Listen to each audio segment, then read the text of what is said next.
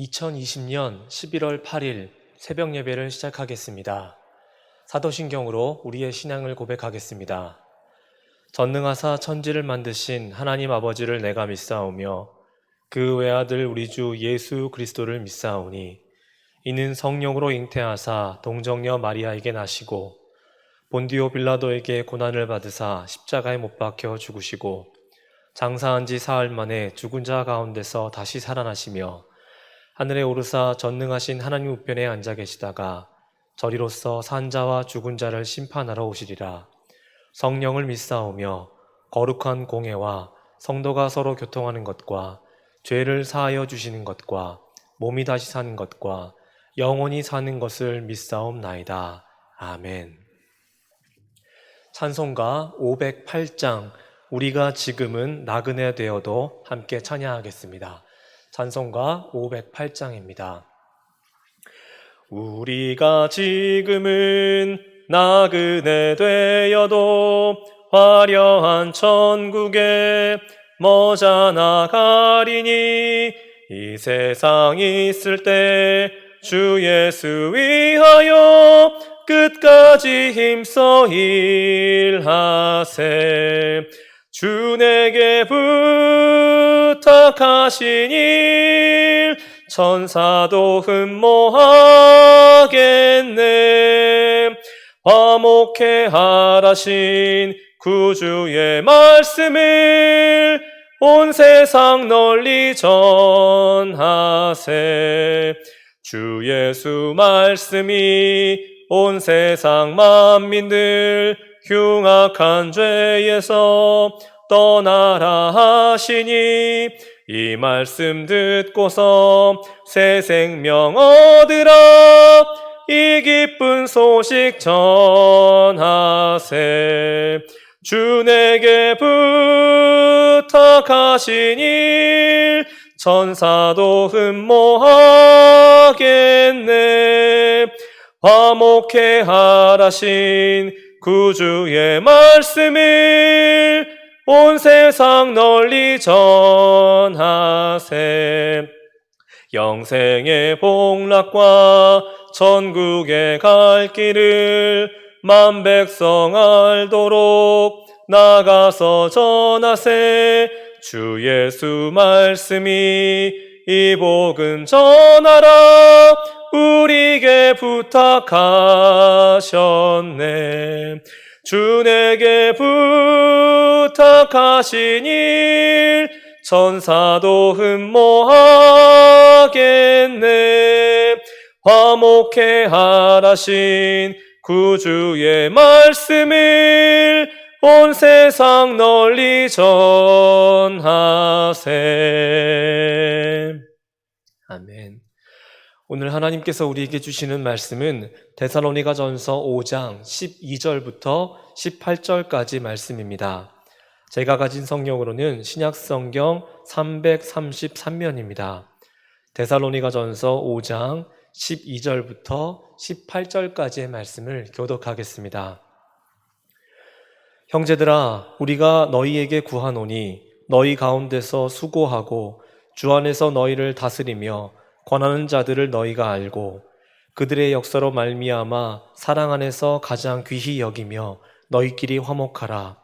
또 형제들아, 너희를 권면하노니 게으른 자들을 권계하며 마음이 약한 자들을 격려하고 힘이 없는 자들을 붙들어주며 모든 사람에게 오래 참으라. 삼가 누가 누구에게든지 악으로 악을 갚지 말게 하고 서로 대하든지 모든 사람을 대하든지 항상 선을 따르라. 항상 기뻐하라. 쉬지 말고 기도하라. 범사에 감사하라.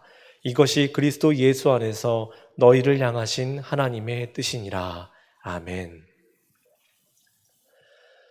오늘 본문 18절에서 바울은 이것이 그리스도 예수 안에서 너희를 향하신 하나님의 뜻이니라 라고 말씀했습니다.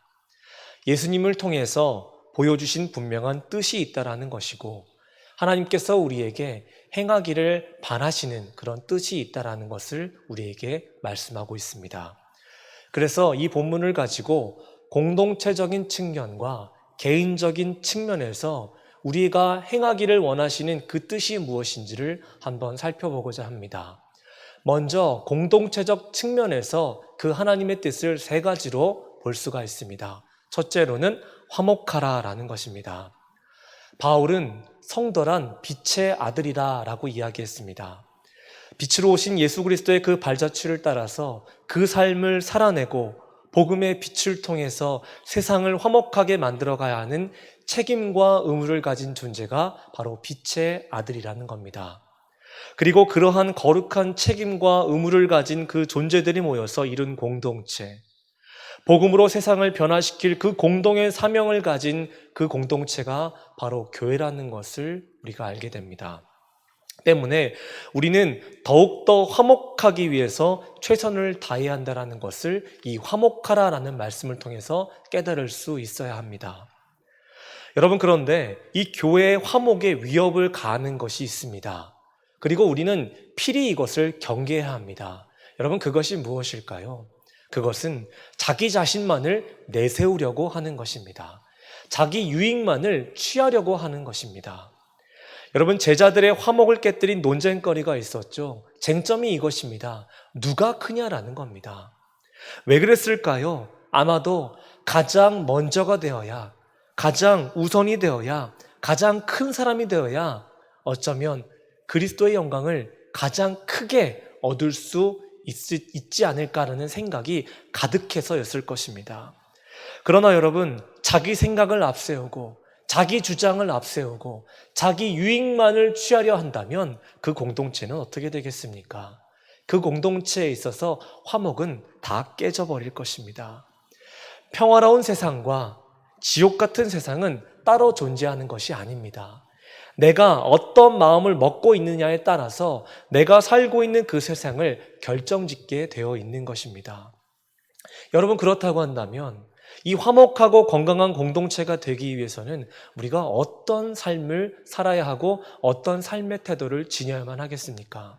그것은 공동체를 이루고 있는 구성원 모두가 화평한 마음으로 서로를 대할 때, 자기 생각과 주장을 내려놓고 상대방의 말을 경청하고 존중해 줄 때, 작은 실수나 허물이 드러난다고 할지라도 그것을 지적하고 더 크게 드러내려고 하는 것이 아니라 감싸줄 줄 아는 그 관용의 마음이 있을 때에 그 공동체는 화목하고 건강한 공동체가 될 수 있는 것입니다. 그래서 바울은 오늘 본문 13절 말씀에서도 너희가 사랑 안에서 가장 귀히 여기며 너희끼리 화목하라고 권면하는 것을 볼 수 있습니다.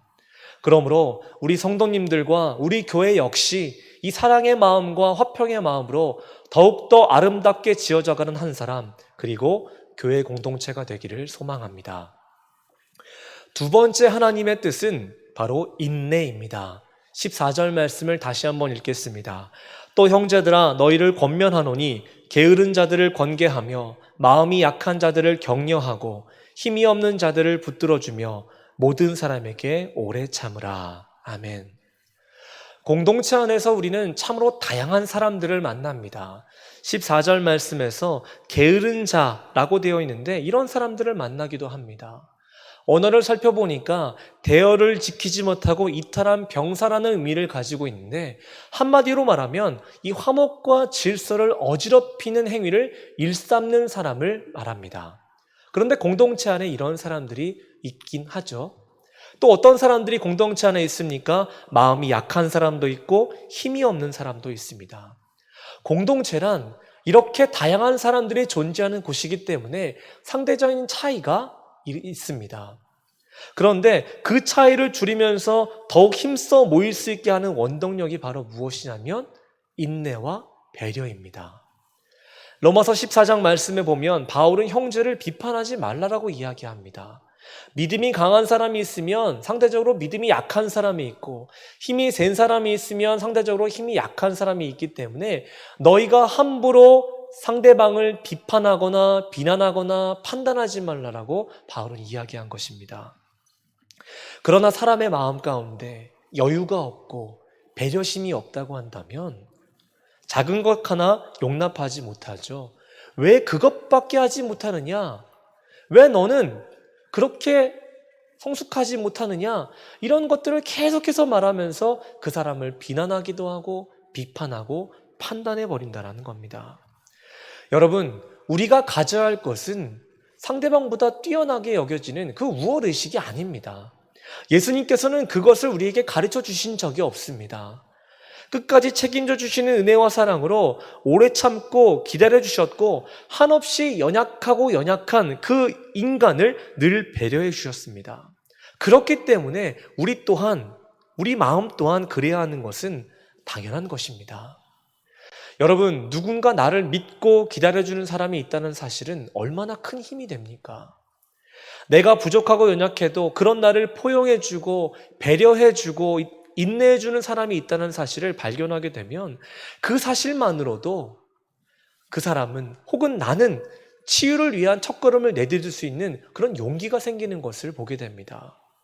그래서 바울은 에베소서 4장 2절 말씀에서 모든 겸손과 온유로 하고 오래 참음으로 사랑 가운데서 서로 용납하고 평안에 매는 줄로 성령이 하나 되게 하신 것을 힘써 지키라고 했습니다.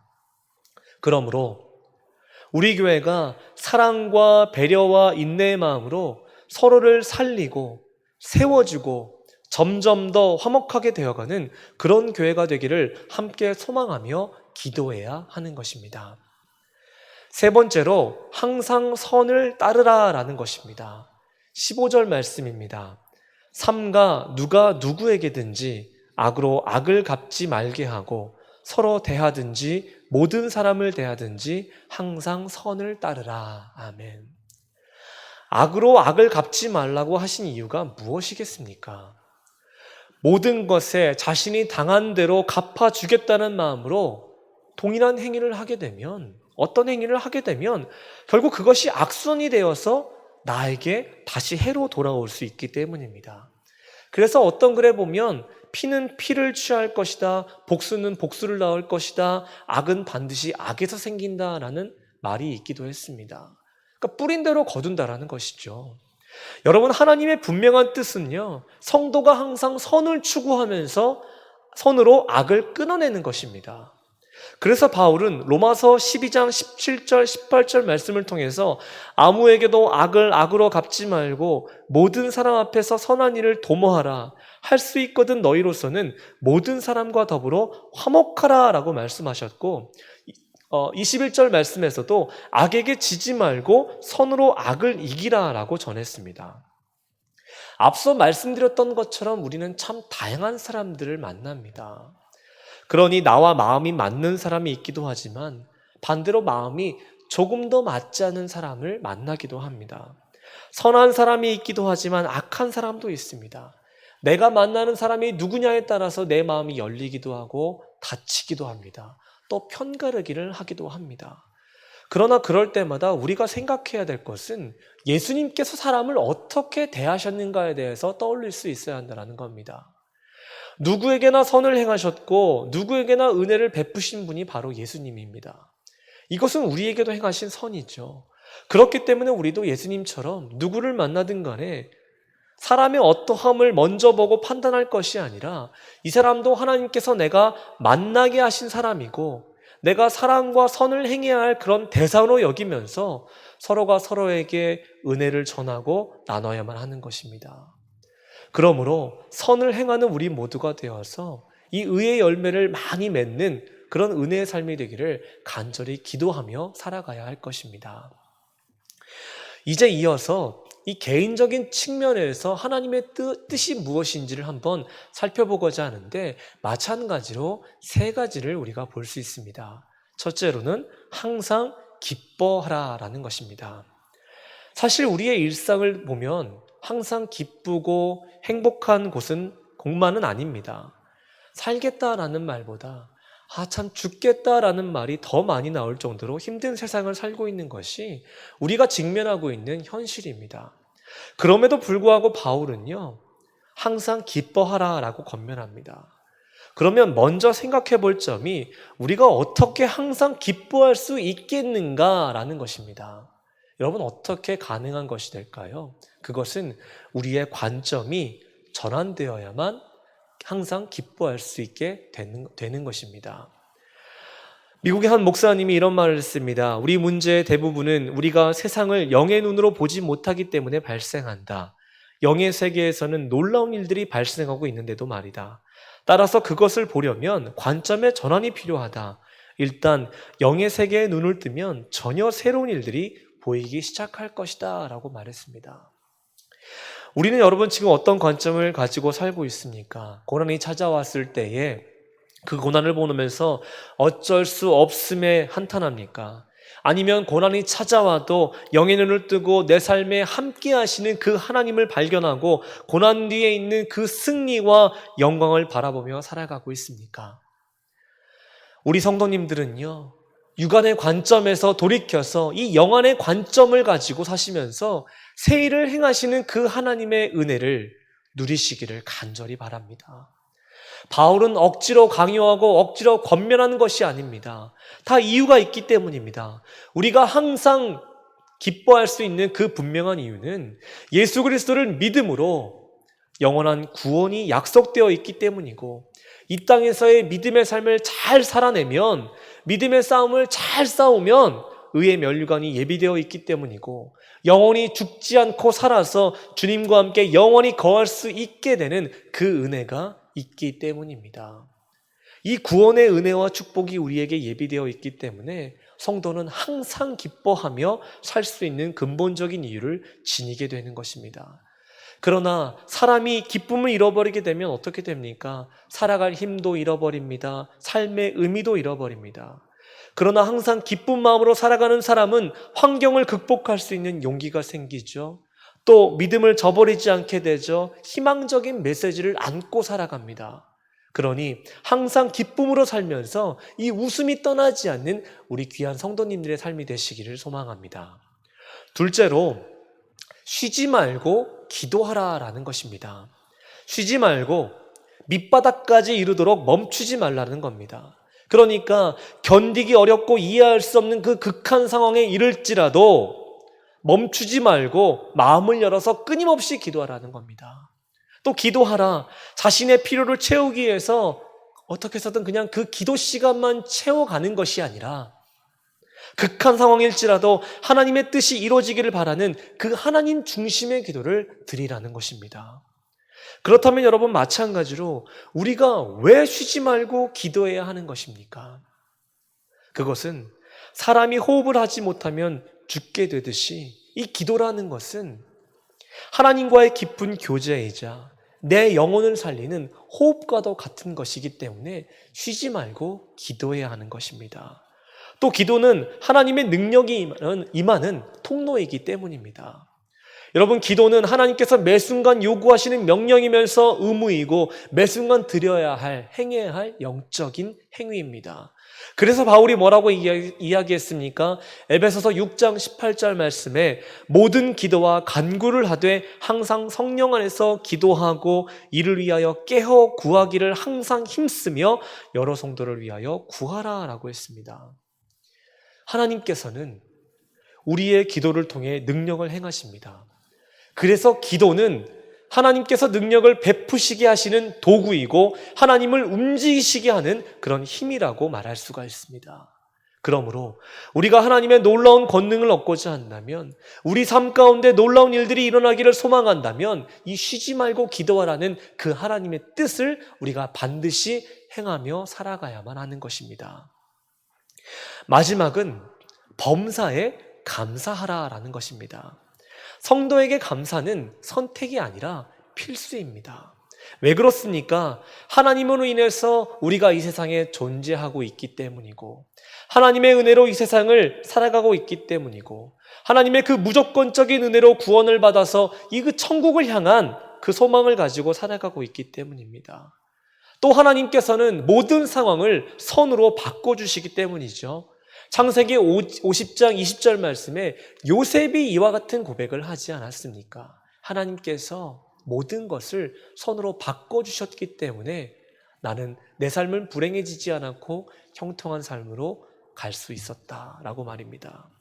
우리 하나님께서는 모든 일에 선을 이루시며 넉넉히 이기심을 주시는 분이시기 때문에 이러한 사실을 우리가 믿고 인정한다면 성도는 어떤 상황 가운데서 언제든지 감사할 수 있는 것입니다. 아니, 감사해야만 하는 것입니다.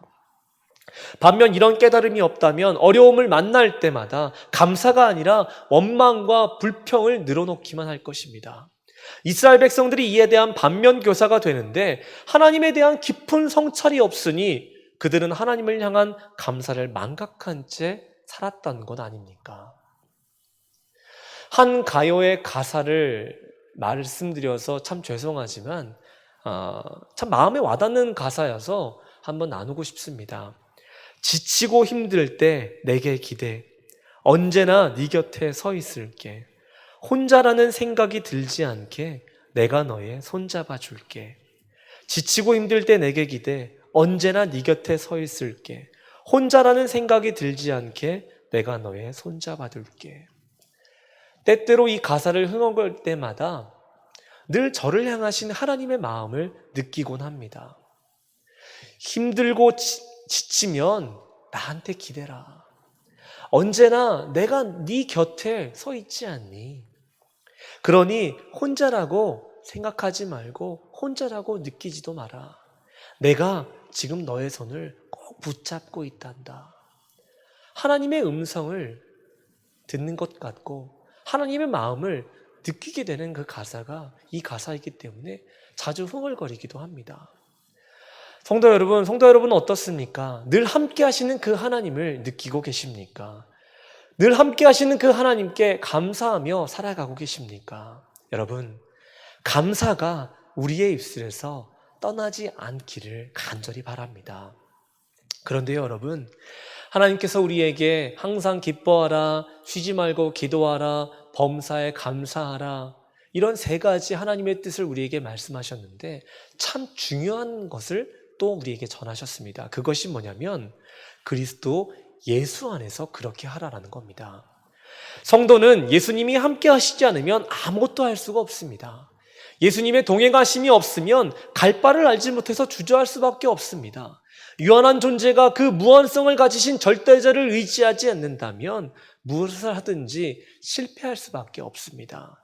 그래서 끝까지 갈 수 있으려면 끝까지 기도하고 끝까지 감사하고 끝까지 기도할 수 있으려면 이 지혜와 능력을 주시는 그 예수 그리스도를 반드시 의지해야 하고 그 주님 안에서 그 하나님의 뜻을 행하며 살아가야 한다는 것입니다. 사랑하는 성도 여러분, 그래서 언제나 예수 그리스도 안에서 항상 기뻐하고 쉬지 말고 기도하며 범사에 감사하시는 성도님들이 되셔서 오늘 말씀을 통해서 주시는 하나님의 놀라우신 은혜를 충만하게 누리며 살아가시는 귀한 성도님들이 되시기를 주님의 이름으로 축원합니다. 기도하겠습니다. 하나님 아버지, 이 땅의 모든 교회와 성도들이 자기 유익을 구하지 않고 육신의 소욕대로 사는 것이 아니라 모두가 하나님의 뜻에 따라 살아가면서 세상의 빛으로서의 사명을 잘 감당할 수 있도록 도와주시옵소서. 복음의 많은 열매를 맺으며 사는 교회와 성도가 되게 하여 주시옵소서. 오늘도 성전으로 믿음의 발걸음을 옮긴 성도들을 기억하여 주시고 차가운 날씨와 전염병에서 지치지 않게 하여 주시고 살면서 낙심하는 일이 없게 하여 주시고 항상 은혜 안에서 기쁨으로 사는 성도가 되게 하여 주시옵소서. 우리 주 예수 그리스도의 이름으로 기도합니다. 아멘. 이제는 주님께서 가르쳐 주신 기도로 예배를 마치겠습니다. 하늘에 계신 우리 아버지여, 이름이 거룩히 여김을 받으시오며 나라가 임하시오며 뜻이 하늘에서 이루어진 것 같이 땅에서도 이루어지이다. 오늘 우리에게 일용할 양식을 주시옵고 우리가 우리에게 죄 지은 자를 사하여 준 것 같이 우리 죄를 사하여 주시옵고 우리를 시험에 들게 하지 마시옵고 다만 악에서 구하시옵소서. 나라와 권세와 영광이 아버지께 영원히 있사옵나이다. 아멘. 오늘은 주일입니다. 예배와 한국교회를 위해서 기도하는 날입니다. 오늘 교회에서 드려지는 모든 예배 그리고 온라인으로 드려지는 모든 예배 가운데 하나님의 임재가 가득한 예배가 되게 해달라고, 또 그런 교회 예배당이 되게 해달라고 함께 기도해 주시고, 또 오늘 말씀을 기억하면서 함께 주님의 이름을 부르짖으며 기도하며 나아갑니다. 주여